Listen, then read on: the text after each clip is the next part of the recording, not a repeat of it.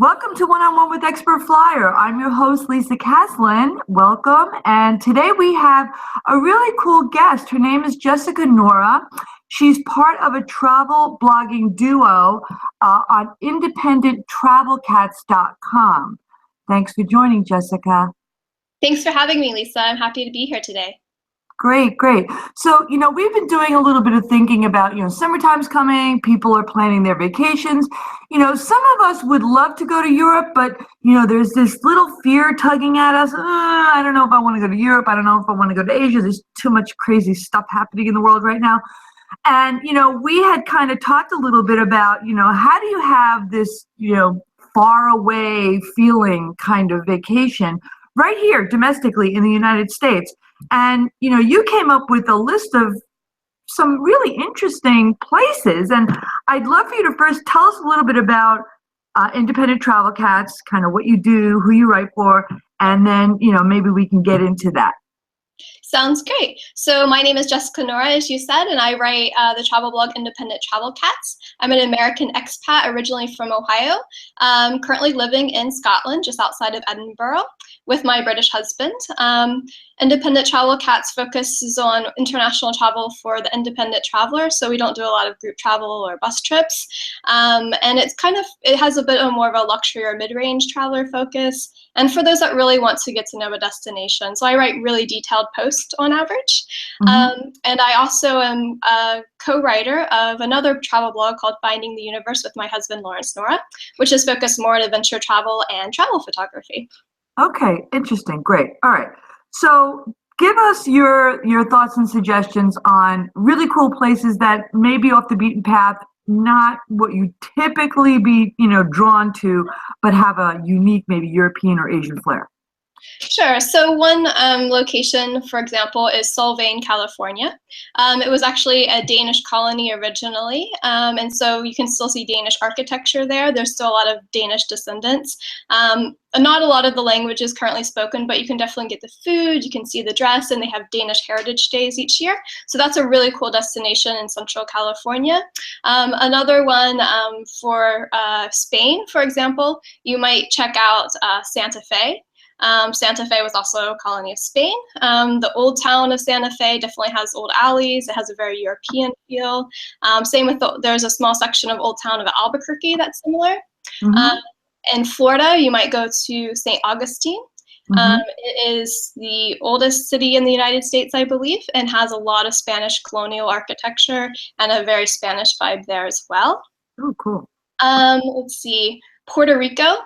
A territory of the U.S. is obviously a very kind of obvious example of a place to go for kind of some foreign feel.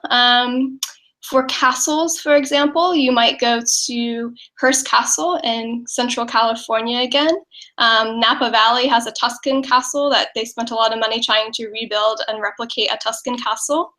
So 1 second, with the Hearst Castle, where did you say that was? Central California. Okay, so if you were going to fly to these destinations, what airport would you be flying into? Oh, that's a good question. It's near. Would you be closer to San Francisco or? It's about halfway in between. But maybe, I mean, there's closer airports. There's actually an airport in Cambria, and I think there's one in Santa Barbara. And maybe some others. There's actually quite a few small airports in California, but definitely from LA or San Francisco, it's like about halfway in between. Yeah, so if you're doing a nice drive up the coast, the Pacific Coast Highway is highly recommended, and Hearst Castle is actually a stop along that route. Okay. Sorry, didn't mean to interrupt you. Keep going. Other places might be the Biltmore Estate in North Carolina. Definitely has kind of a country house feel. Monticello, Thomas Jefferson's former house, which is located. Where is that? That one's in Virginia. Okay. So I think that it's pretty easy to find some old houses or like country houses that kind of remind you of Europe, because a lot of people go to Europe for castles, so you can definitely find some of those closer to home if you're looking for them. Mm-hmm. For Germany, one of the places which we were talking about before this started was Leavenworth in Yes. Washington. I haven't personally been there, but I looked at some photos and it has a very German feel to it as well. And I Mm-hmm. think a lot of cities have German days. I know I'm from Ohio originally, and Columbus, Ohio has a Germantown kind of area, and they have yearly events for kind of a German feel as well. Yeah, I was looking at I know this isn't Germany, but kind of bridging from your festival thought. Pella, Iowa is sort of modeled in large part after the Netherlands and has a lot of Dutch architecture, and they have, I guess, one of the largest tulip festivals, and it's coming up in May every year. So these are really interesting things that that aren't on the radar, that people don't really talk about too much, but are treasures. Yeah, exactly. And I think, like you bring up, festivals are a great way. I mean, October is a great time of the year to find Germany almost anywhere you are in the United States. Oktoberfest is becoming an extremely popular festival for towns that have nothing to do with Germany, but you can go there and drink beer and, kind of join in and eat some sausage.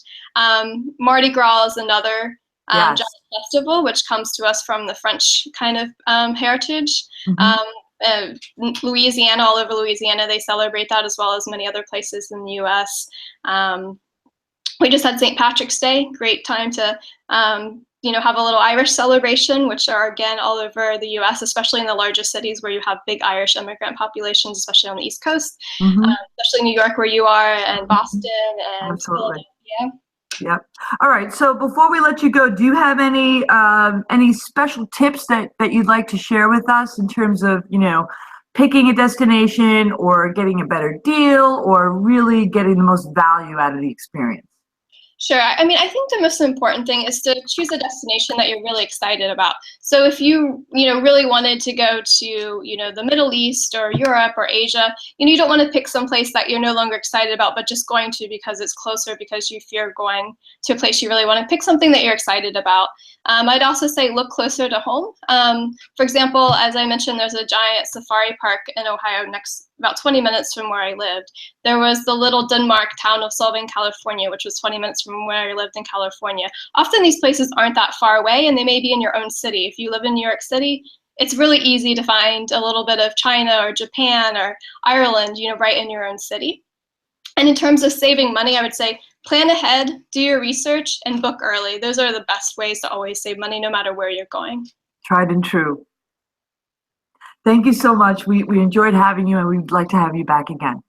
Thank you very much, Lisa. Okay, take care. You too.